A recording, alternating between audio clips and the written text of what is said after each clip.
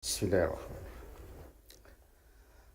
Yang saya hormati Menteri Dalam Negeri Republik Indonesia, Bapak Profesor Dr. Andes Muhammad Tito Karnavian, ME, PhD.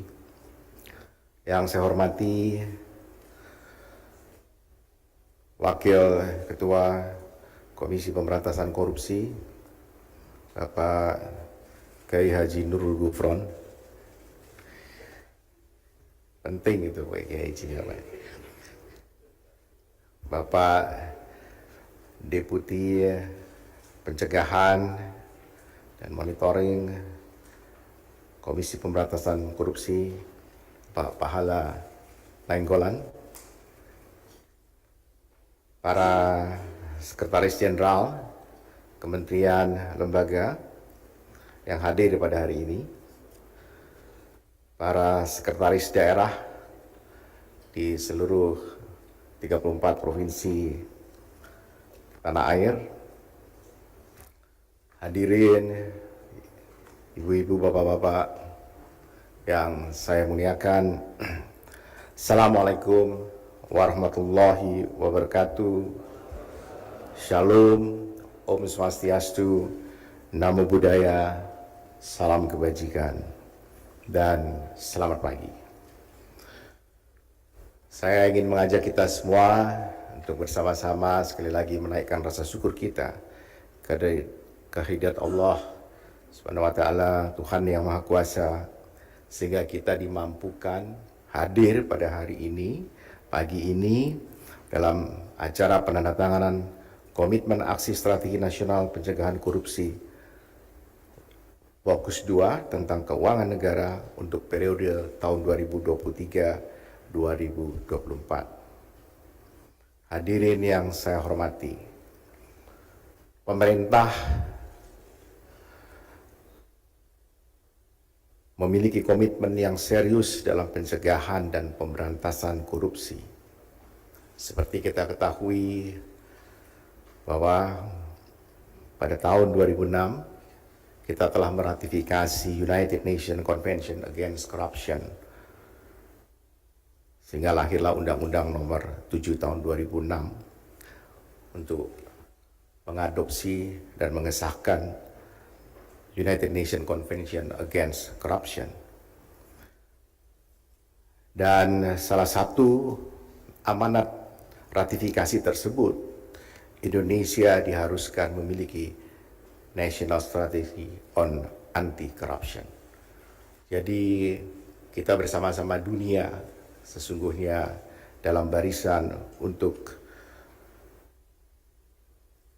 melakukan aksi-aksi semaksimalnya dalam rangka mencegah dan memberantas korupsi, bukan hanya di tanah air, tapi di seluruh muka bumi ini. Kemudian Presiden menerbitkan Perpres Nomor 5 Tahun 2004 tentang percepatan pemberantasan korupsi, yang kemudian dilanjutkan dengan penyusunan Rencana Aksi Nasional Pemberantasan Korupsi tahun 2004 hingga 2009, hingga penyusunan dan penetapan Perpres Nomor 55 Tahun 2012 tentang Strategi Nasional Pencegahan dan Pemberantasan Korupsi, yang selanjutnya pada tahun 2013 hingga tahun 2016, Strategi Nasional Pencegahan dan Pemberantasan Korupsi diimplementasikan berdasarkan instruksi Presiden Aksi Pencegahan dan Pemberantasan Korupsi di setiap tahunnya. Dengan berjalannya waktu, upaya pencegahan korupsi memerlukan strategi nasional yang lebih terfokus, terukur, serta berorientasi pada hasil dan dampak, sehingga kemudian pemerintah menerbitkan Peraturan Presiden Nomor 55 Tahun 2012 dengan Peraturan Presiden Nomor 54 Tahun 2018 tentang Strategi Nasional Pencegahan Korupsi, atau yang sekarang kita kenal dengan Stranas PK. Berdasarkan ketentuan pasal 3 dan 5 Peraturan Presiden Nomor 54 Tahun 2018 itu, diamanatkan bahwa rencana aksi dirumuskan setiap 2 tahun sekali.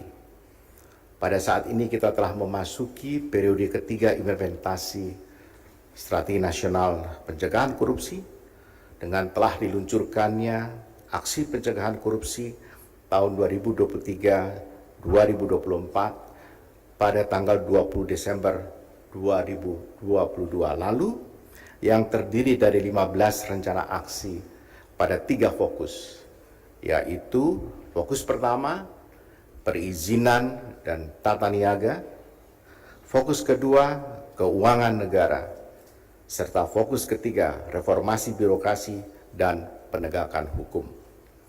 Dan pada hari ini kita berada pada fokus kedua, keuangan negara, dan kemarin kita telah memulainya dengan fokus pertama, perizinan dan tata niaga.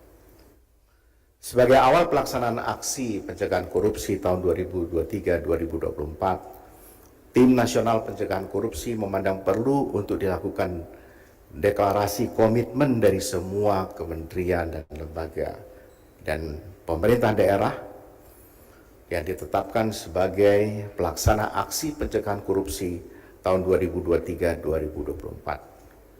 Pada kesempatan hari ini, penandatangan komitmen akan dilakukan terhadap fokus 2, yaitu tentang keuangan negara, di mana Bappenas sebagai salah satu anggota Tim Nasional Pencegahan Korupsi akan menyampaikan beberapa aksi yang terdapat pada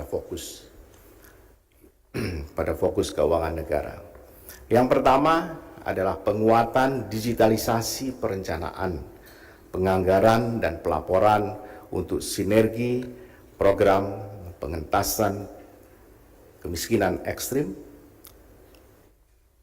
dan penguatan digitalisasi perencanaan penganggaran, antara lain kami bersama Kementerian Keuangan, Krishna dan Sakti telah di-interface dan berikutnya akan terjadi interoperability.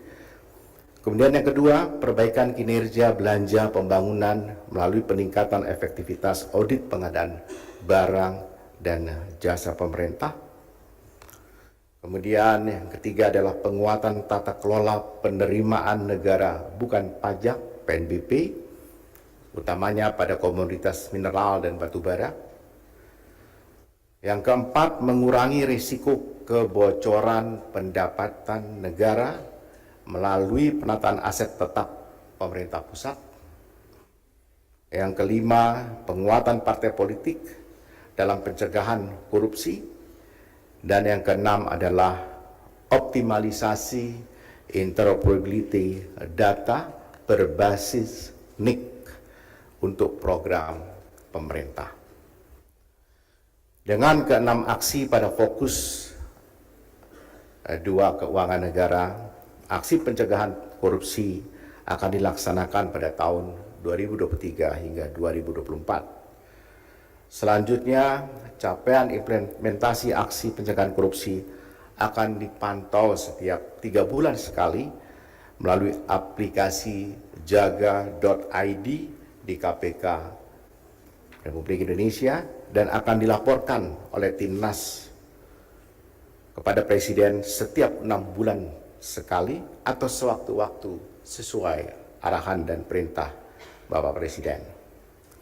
Kami berharap seluruh instansi yang tergabung dalam aksi Stranas Pencegahan Korupsi periode 2023-2024 dapat memegang teguh komitmen untuk menjalankan aksi-aksi pencegahan korupsi sesuai kewenangan serta tugas pokok dan fungsinya. Akhir kata, kami ucapkan terima kasih kepada semua pihak yang telah berpartisipasi dalam pertemuan ini, terutama para narasumber yang setelah ini akan menjelaskan aksi-aksi pada fokus keuangan negara, serta terima kasih kepada para sekretaris jenderal, sekretaris utama, inspektur jenderal, inspektur utama kementerian dan lembaga yang telah hadir sebagai peserta yang akan menandatangani komitmen pelaksanaan aksi PK 2023-2024.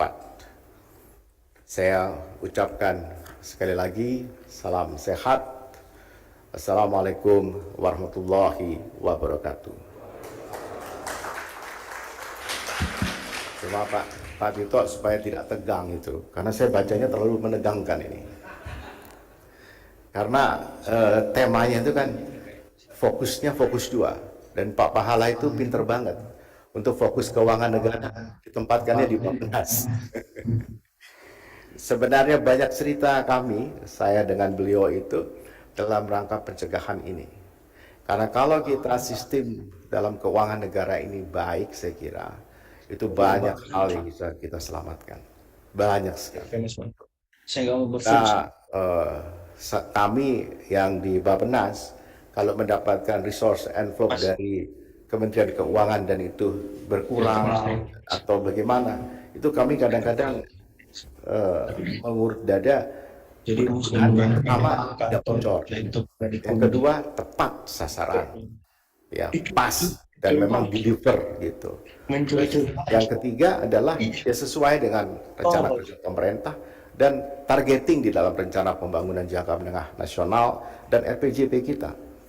Jadi kita membiayai hal-hal yang benar gitu, dengan cara yang benar dan kemudian tercapai, kan itu menyenangkan. Yang menjadi tidak menyenangkan ketika cara-cara pilihan-pilihan opsi-opsi menunya itu nggak pas atau dipas-paskan. Jadi kami berharap ini RPJMN tinggal setahun sampai 2024 benar-benar kita bisa mengurangi dan bahkan meminimalkan dan meniadakan kebocoran-kebocoran itu. Saya percaya semua kementerian, lembaga dan daerah punya semangat yang sama. Sekali lagi terima kasih. Wabillahi taufiq wal hidayah. Assalamualaikum warahmatullahi wabarakatuh.